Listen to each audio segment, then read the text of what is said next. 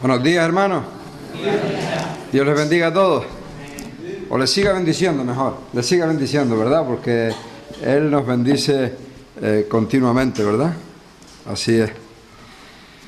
Quiero dar las gracias al Consejo de la Iglesia por la invitación, a Josué y a Baltasar por ser tan insistentes. El que la sigue, la consigue. La verdad que no han cuadrado las cosas y llevan un tiempo invitándome y no había podido ser, pero gracias a Dios pues hoy estoy aquí y estoy muy agradecido. Gracias a Dios por la invitación y traigo saludos de la Iglesia Maranata. Nosotros ayer también tenemos un predicador invitado, vino un hermano de Tenerife al que yo ni conozco, pero por medio de Bonifacio nos dijo, mira que viene este hermano y tal y cual, y bueno, hoy va a estar él compartiendo, así que estamos de predicadores invitados en las dos iglesias. Bonifacio me encargó fervorosamente que trajera saludos, dice, yo sé que tú vas a dar saludos de la iglesia, pero aparte de eso, específicamente míos. Pues están dados los saludos de nuestro hermano Bonifacio, ¿verdad? ¿A cuántos de los que están aquí les gusta que las cosas salgan bien? Yo creo que a todos, ¿verdad? A todos nos gusta que las cosas nos salgan bien, que en el trabajo nos valoren, que todo esté funcionando, ¿verdad? Nos encantan esos momentos en la vida cuando vemos la mano de Dios obrando a favor nuestro, bendiciendo nuestras vidas y eso nos ayuda a seguir adelante, ¿verdad? Son momentos que nos llenan, digamos, de euforia. Y precisamente euforia es lo que los discípulos estaban experimentando en el pasaje en el cual, o en torno al cual, vamos a meditar en el día de hoy. Vamos a hablar acerca de algo que ocurrió después de uno de los milagros pues más llamativos, más masivos, que más cautivó tanto el interés de los discípulos como el de las personas que estaban allí. Acababa de ocurrir un milagro espectacular. Jesús multiplicó unos panes y unos peces para dar de comer a una inmensa multitud, que era de 5.000 varones solamente, pero sabemos que los judíos no contaban ni a las mujeres ni a los niños, por tanto eran mucho más de 5.000 los que habían allí y todos habían sido bendecidos con eso. Y había un momento de tremenda euforia. Pero justo en ese momento de euforia, que todo el mundo estaba contento, que todo el mundo estaba alegre, Jesús saca de allí a sus discípulos, Jesús hace una irrupción radical en el ambiente que allí había, y en medio de todo eso, pues se acabó lo bueno. Los metió en una barca y los mandó a remar a la otra orilla, en medio del camino que le esperaba, pues una tremenda tormenta, ¿verdad? Y hoy pues vamos a hacer la lectura de este episodio que lo encontramos en Mateo, en el capítulo 14, y vamos a leer de los versículos 22 al 27 primero, 32 al 27.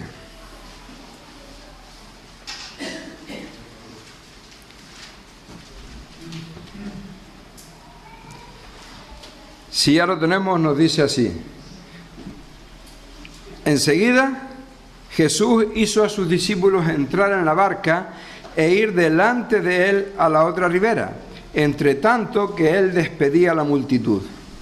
Y despedida la multitud, subió al monte a orar aparte, y cuando llegó la noche, estaba allí solo. Y la barca estaba en medio del mar, azotada por las olas, porque el viento le era contrario. Mas a la cuarta vigilia de la noche, Jesús vino a ellos andando sobre el mar. Y los discípulos, viéndole andar sobre el mar, se turbaron, diciendo, un fantasma, y dieron voces de miedo. Pero enseguida Jesús les habló diciendo, tened ánimo, yo soy, no temáis. Recordamos, esto es importante para lo que vamos a ver, lo que ya dijimos, que esto ocurre exactamente después del milagro de la alimentación milagrosa, justo después. Por eso dice el versículo 22, enseguida, en medio de ese ambiente de euforia, enseguida Jesús hizo a sus discípulos entrar en la barca. Y Juan, que también nos narra la alimentación de los 5.000, nos dice el por qué. Si vamos un momento allí a Juan capítulo 6, nos dicen los versículos 14 y 15. Juan acaba de narrar también este fenómeno, este milagro de la multiplicación de los panes y los peces para dar de comer a toda esta multitud. Y nos dice, versículo 14, aquellos hombres entonces, viendo la señal que Jesús había hecho, la multiplicación, dijeron, este verdaderamente es el profeta que había de venir al mundo. Pero entendiendo Jesús que iban a venir para apoderarse de él y hacerle rey, volvió a retirarse al monte solo. Las personas maravilladas por el milagro que Jesús había hecho, llegaron a la conclusión, verdaderamente este es el Mesías que esperábamos. Pero lo que querían era apoderarse de él, nos dice el texto, para hacerle rey. No habían entendido, veían a Jesús como un líder político, como alguien que venía a desbancar al César de su trono y a ponerse él para reinar. Lo veían como un rey político, como un gobernante humano. Y nada de eso tiene que ver nada con el propósito de Jesús. Jesús no vino al mundo para gobernar de manera política. Jesús vino al mundo para dar su vida por los pecadores, para reinar en los corazones de aquellos que se arrepienten de sus pecados y creen en él, ¿verdad? De manera que lo que él hizo fue cortar ese ambiente de euforia que estaba mal enfocado, ¿verdad? Él no se dejó influenciar por las personas. Y además quiso salvaguardar a sus discípulos de ese ambiente, por miedo a que se contagiaran, porque tenemos que entender que los discípulos, aún a estas alturas, en los evangelios vemos una progresión en el crecimiento, en la madurez de los discípulos, como en todos nosotros hay una progresión en el crecimiento. Estamos en medio de un proceso de transformación a la imagen de Jesús, ¿verdad? Y aún no estamos completamente maduros, ¿verdad? Estamos en ese proceso. Los discípulos tenían un proceso que estaban siguiendo también, y aún aquí estaban un poco verdes. La forma de pensar de los discípulos, cuando las personas estaban pensando en apoderarse de Jesús para hacerle rey, seguramente era algo así como, si a Jesús lo hacen rey, nosotros que somos de su equipo, vamos a tener ahí unos puestos con unas categorías increíbles, ¿verdad? ¿Y por qué digo esto? Porque precisamente eso era lo que estaba en la mente de los discípulos. Marcos en el capítulo 10, vamos a Marcos capítulo 10, y vamos a leer los versículos 35 al 37. Nos dice ahí.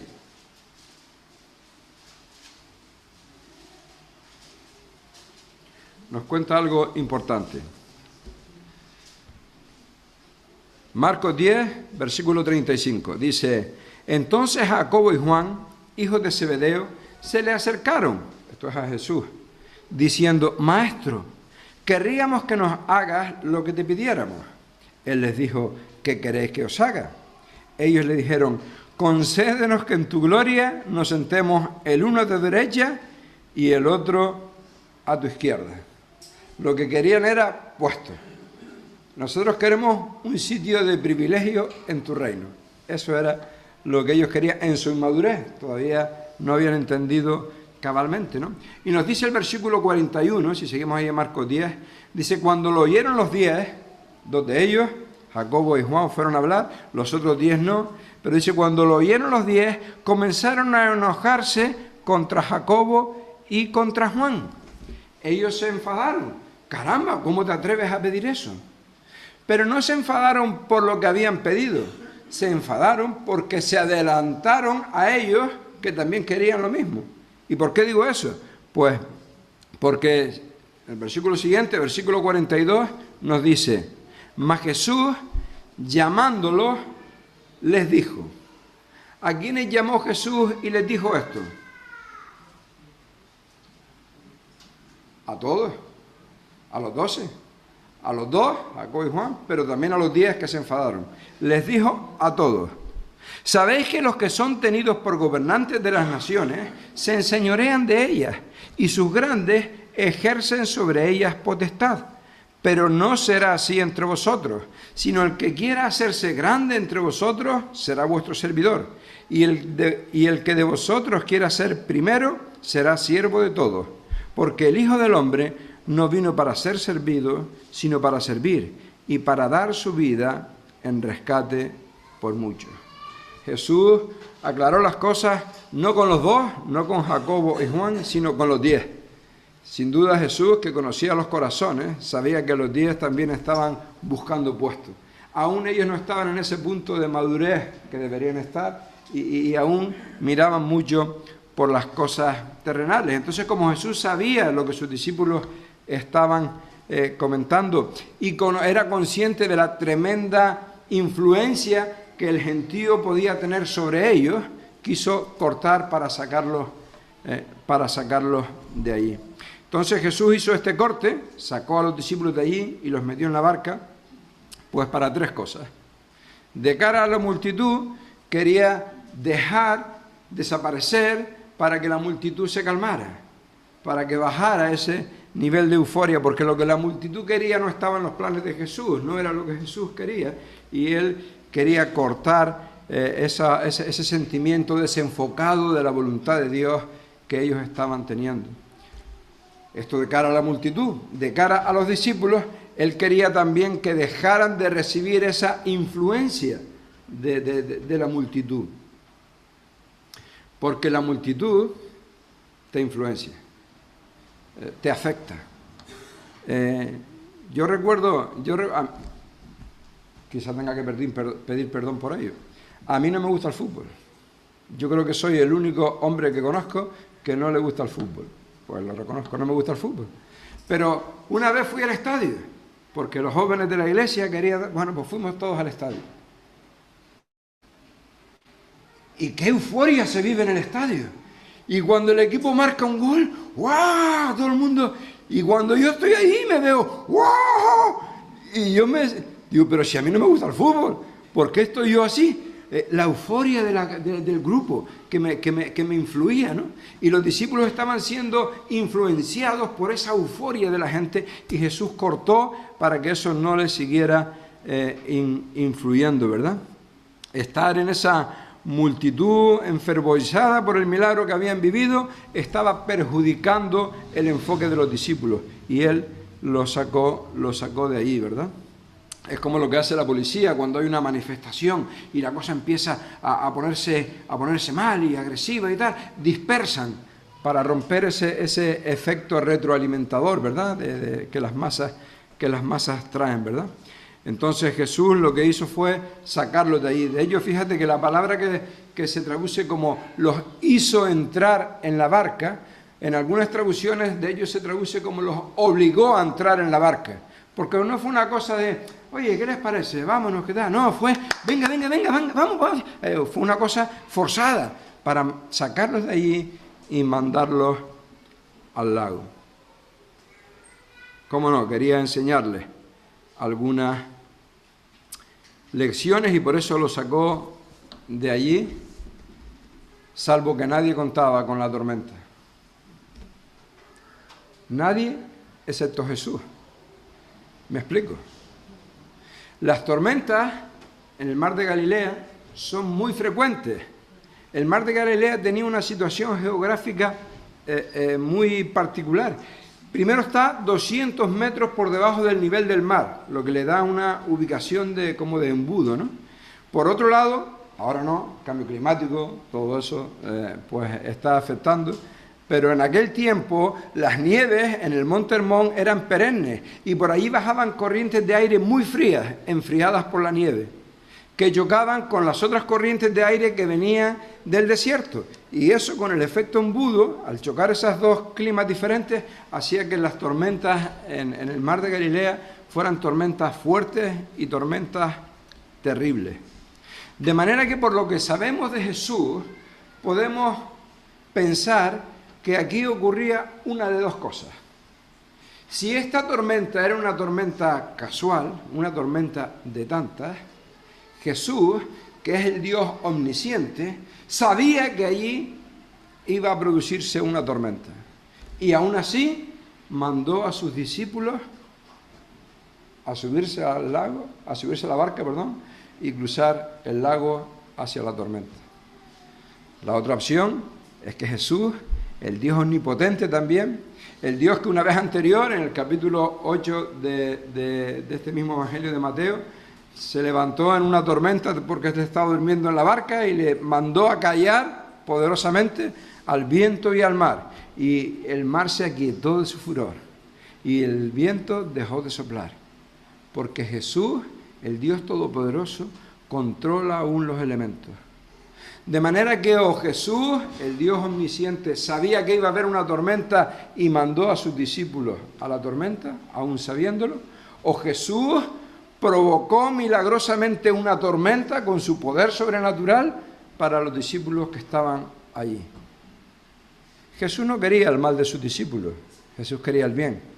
Y con esta tormenta a la que Él los mandó, quería enseñarles algunas cosas a sus discípulos y también a nosotros, ¿verdad? Él quería poner a sus discípulos con los pies en la tierra otra vez, a pesar de que donde estaban era en el mar. Quería volver a ponerlos con los pies en la tierra, porque al llevar tanto tiempo remando, al llevar tanto tiempo en lucha contra la tormenta, sin duda ya sus mentes se desenfocarían de la euforia que acababan de vivir en ese efecto estadio y se centrarían en su supervivencia, lo cual digamos que haría un efecto de ¿cómo se llama? Cuando reseteo en sus mentes en cuanto a esa euforia, y les ayudaría a tener las cosas claras. ¿Por qué digo les ayudaría a tener las cosas claras? Porque fíjate que en el versículo 33, vamos a mantenernos ahí en Mateo capítulo 14, en el versículo 33, ya aquí ya Jesús llegó, caminando sobre el mar, están en la barca y tal, y después de haber pasado por esa terrible experiencia de la tormenta, dice el versículo 33, entonces, en ese momento, después de haber pasado por la tormenta, los que estaban en la barca vinieron y le adoraron, diciendo, verdaderamente eres Hijo de Dios. Verdaderamente eres Hijo de Dios. Y esta afirmación es importante porque a estas alturas, capítulo 14 ya de Mateo, es la primera vez que los discípulos se dan cuenta de que Jesús es el Hijo de Dios. Nunca antes lo habían manifestado. Ahora, después de la tormenta, lo reconocieron. Y no por falta de testimonio. No vamos a buscar los textos, pero en Mateo capítulo 3, ahí en el versículo 27, cuando el bautismo de Jesús, se oye una voz del cielo que dice ¿qué cosa?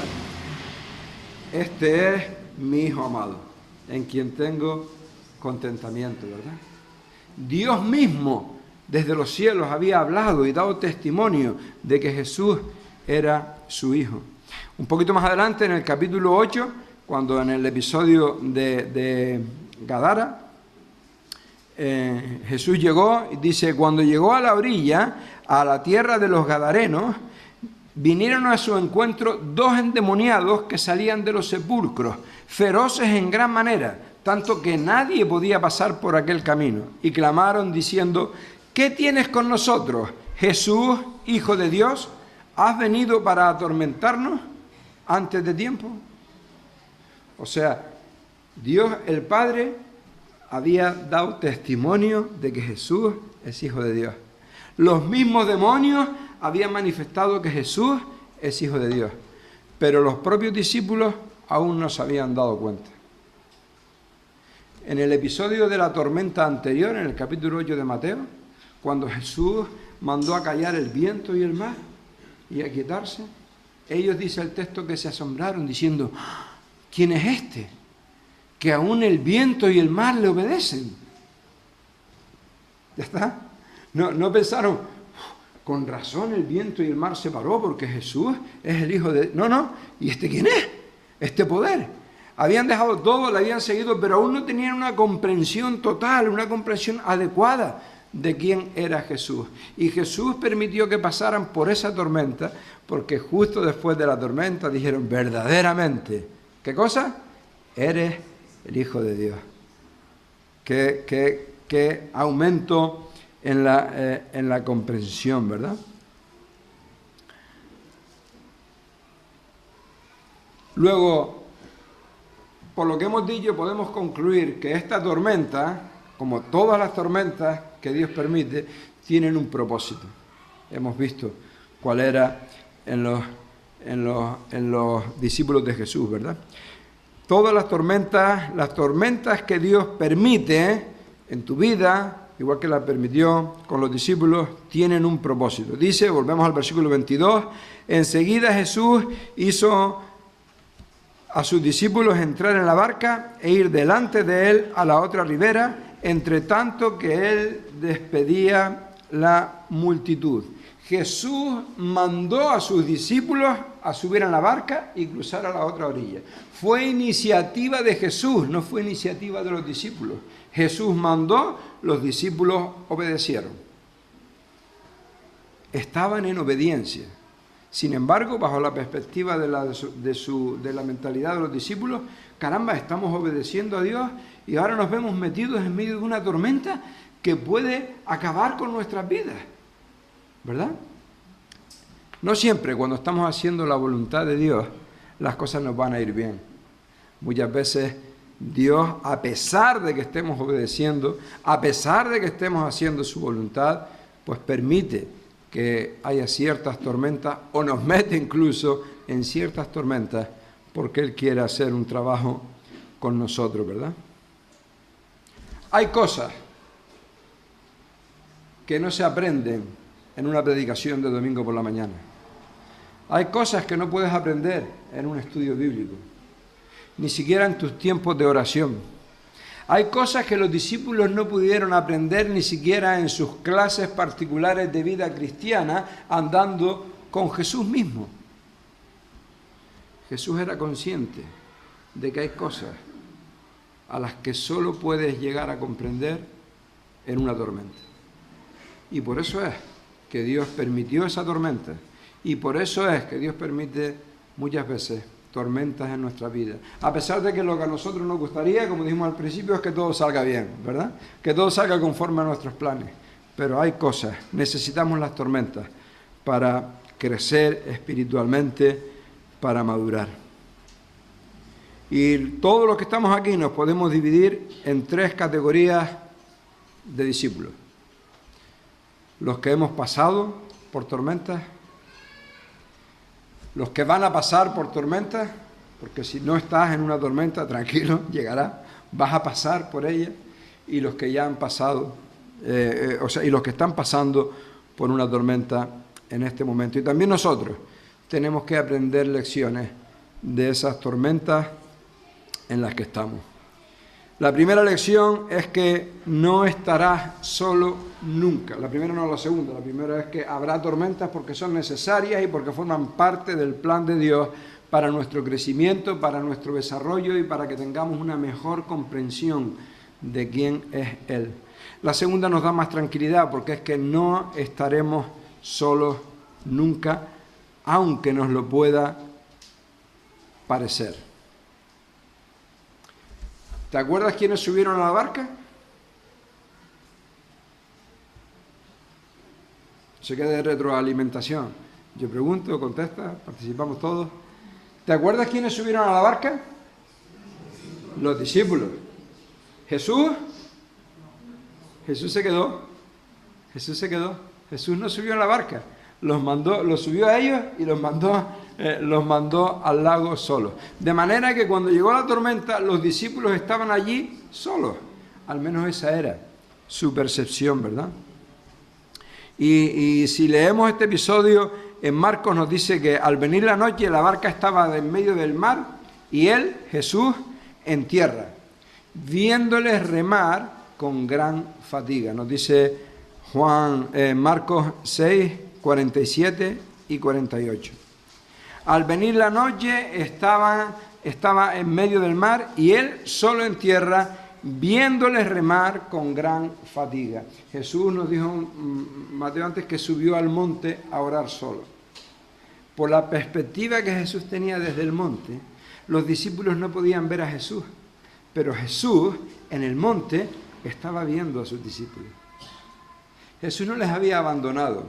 Los discípulos se sentían solos porque Jesús no estaba con ellos en la barca. Nos metió en el barco y Él se quedó en tierra. De hecho, es una expresión que solemos usar mucho, ¿verdad?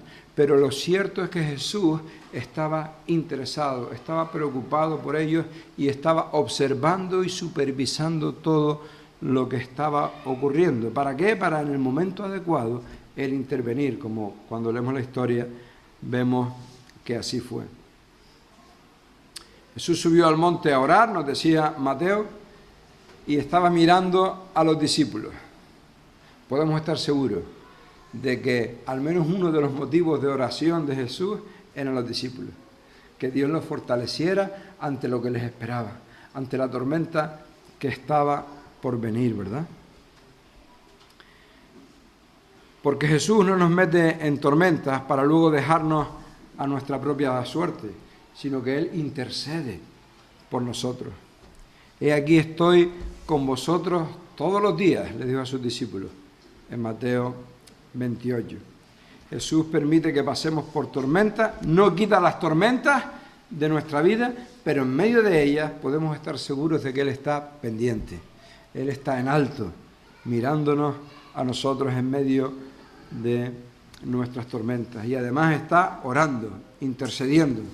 Padre, que su fe no mengüe. Dale visión una vez que haya salido de esta tormenta.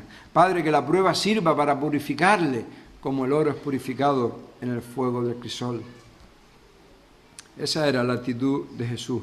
No de abandono a sus discípulos, sino de estar pendientes de ellos y estar intercediendo por ellos al Padre. Dijo también el Señor: Simón, he aquí Satanás os ha pedido para zarandearos como a trigo, pero yo he rogado por ti, que tu fe no falte. El zarandeo va a venir, la tormenta va a llegar, pero Jesús está rogando, está intercediendo al Padre para que nuestra fe permanezca. ¿Quién es el que condena? Nos dice Romanos 8:34. Vamos a ir ahí, vamos a leerlo todos juntos. Romanos capítulo 8, 34, y vamos a leer hasta el 39.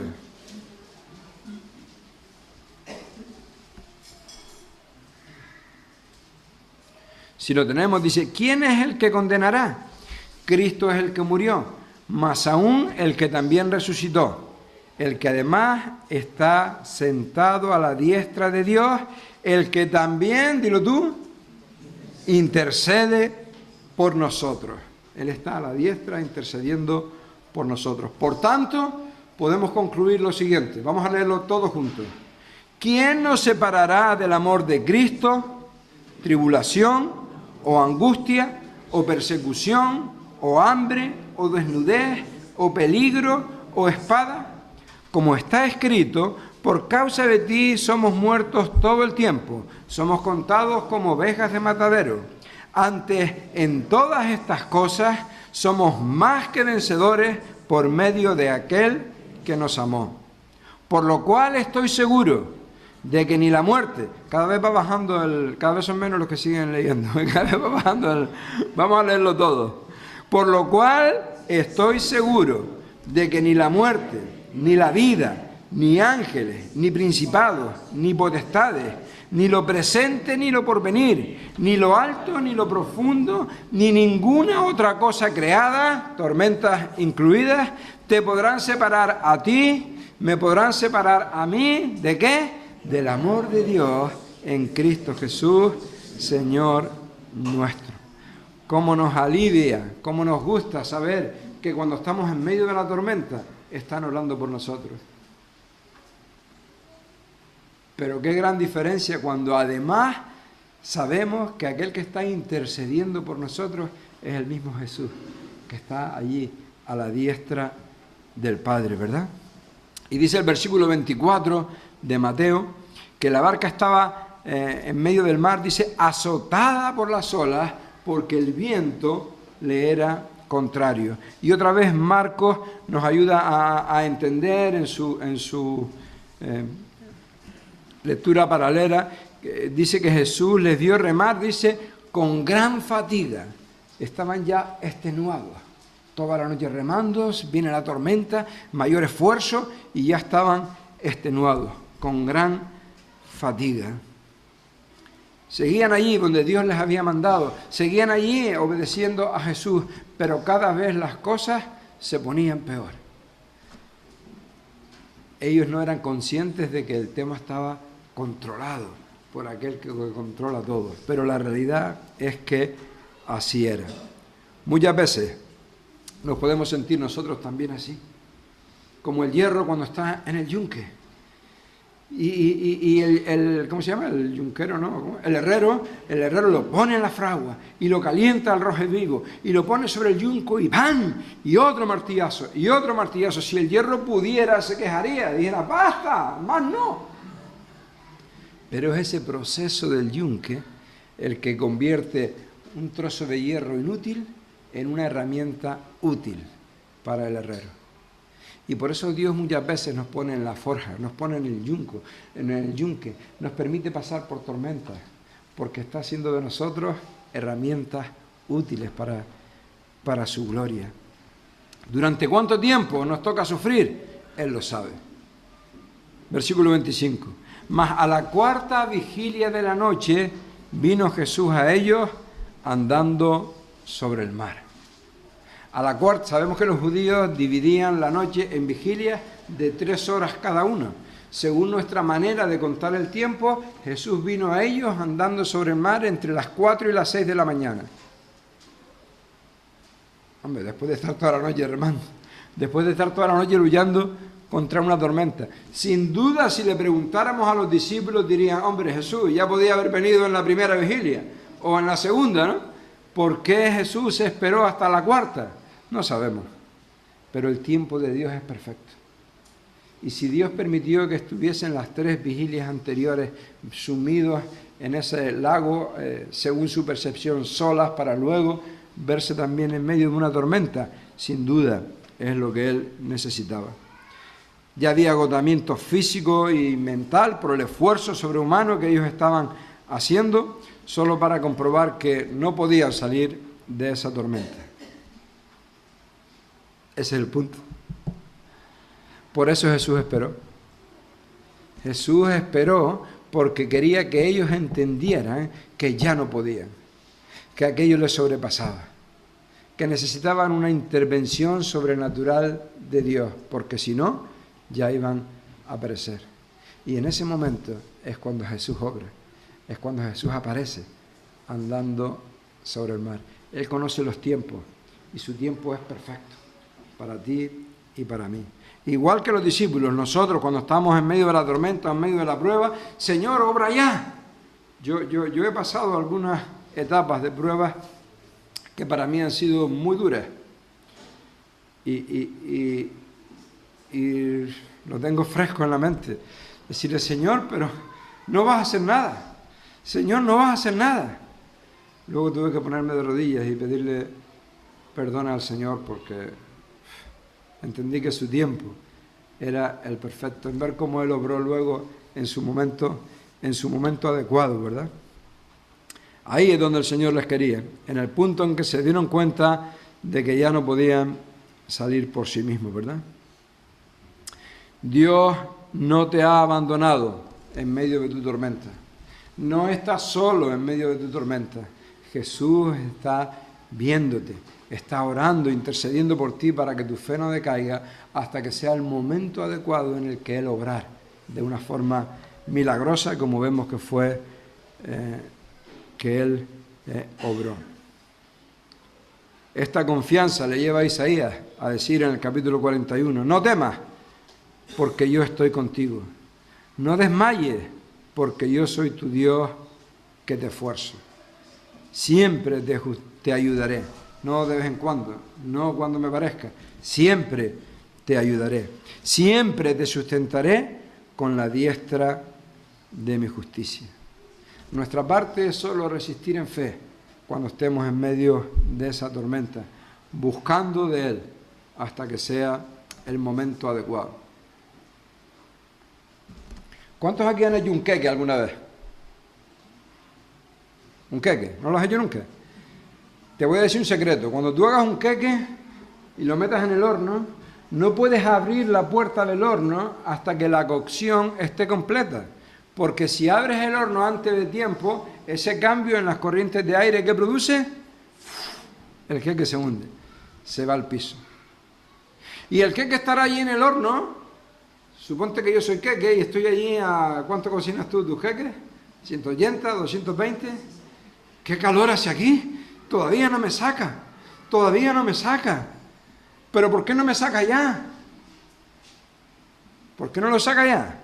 No lo saca porque el hornero es el que sabe el tiempo adecuado, el momento adecuado para abrir la puerta del horno. Y espera que la cocción sea completa, porque cuando te saca del horno, el queque no se hunde y el queque está delicioso. Es el hornero el que sabe el tiempo en el que tiene que sacar el queque. No es el queque el que decide cuándo debe de salir del horno. Y muchas veces Dios a ti y a mí nos tiene en el horno, Él sabe hasta cuándo. Y el tiempo de Dios es el mejor.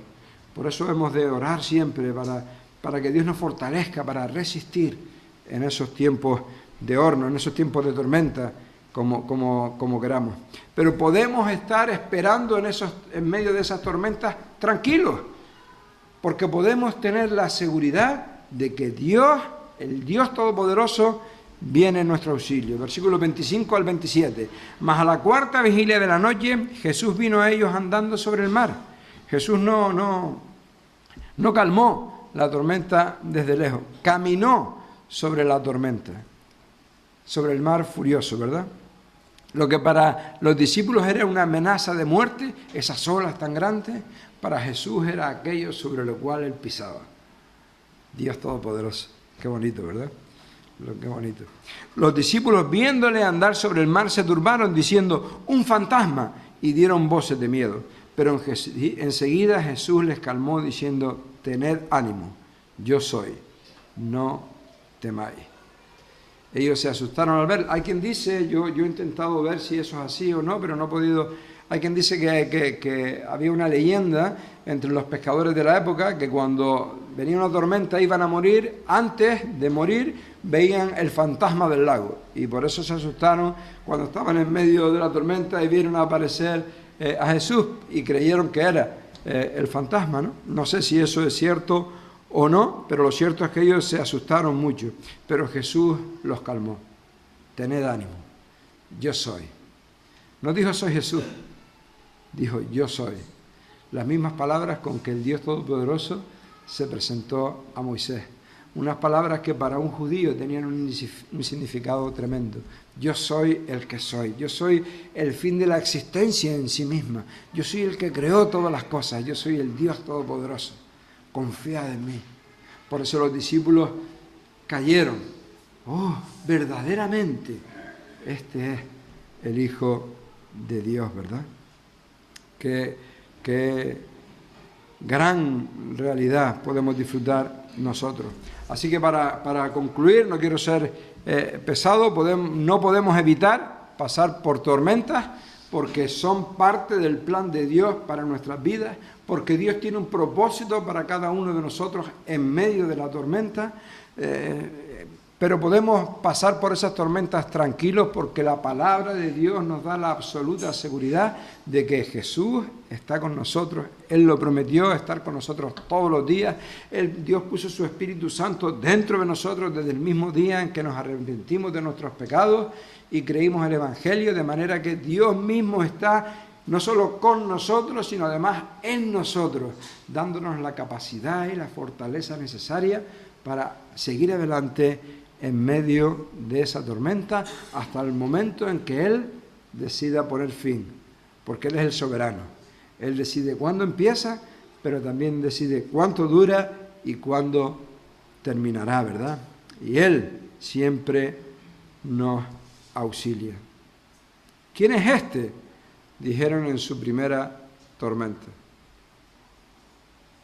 Este es el Hijo de Dios, dijeron en la segunda tormenta. Qué bien le vino a los discípulos pasar por tormentas. Qué bien nos viene a los discípulos pasar por tormentas, para que nuestra comprensión de la realidad de Dios aumente, se fortalezca. El objetivo de aquella tormenta nunca fue que los discípulos perecieran, nunca fue que los discípulos se ahogaran, fue fortalecer su fe al ver cómo Él obraba en medio de ellos. Así que si tú estás hoy en la cuarta vigilia, como estaban ellos, cansado de bregar, de remar, con fatiga, diciendo, Señor, ¿hasta cuándo? Ten paciencia, aguanta un poco más, porque Él sabe cuál es el momento adecuado. No pidas que te saquen del horno antes de tiempo, será fatal para ti.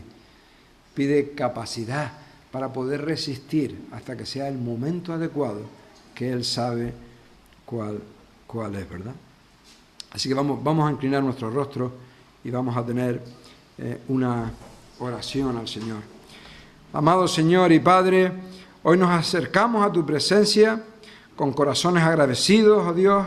Gracias por tu palabra que corre como un bálsamo fresco sobre nuestra fatiga, sobre nuestra ansiedad, Señor. Gracias porque hoy nos has recordado que ninguna tormenta en nuestra vida es un accidente, sino que todas tienen un propósito estipulado, controlado por ti, oh Dios de los cielos.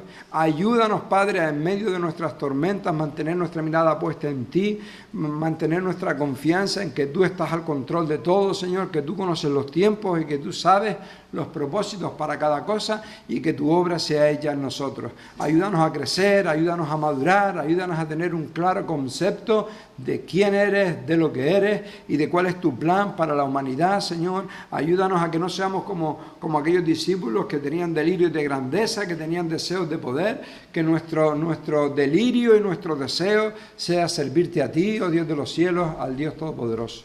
En el nombre de Jesús, amén. Amén.